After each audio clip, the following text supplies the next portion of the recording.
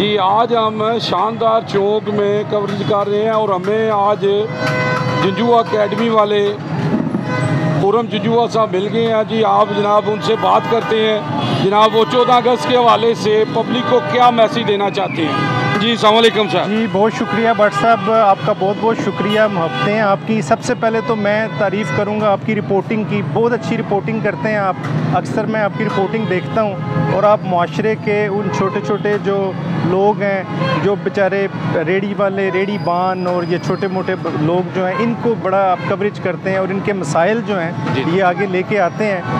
आज आज़ादी का दिन है और आज़ादी का दिन हमें इस बात का सबक देता है कि हम जो है वो ज़हनी आज़ादी भी हासिल करें। आज़ादी तो हमें मिल गई, लेकिन हमारे ज़हन अभी तक कैद हैं।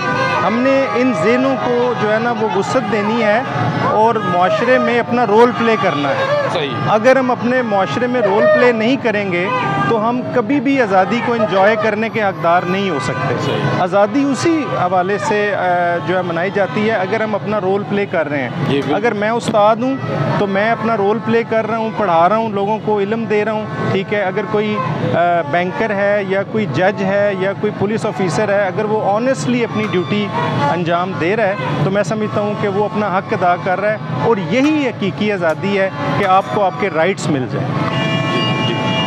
जी, बहुत शुक्रिया जी।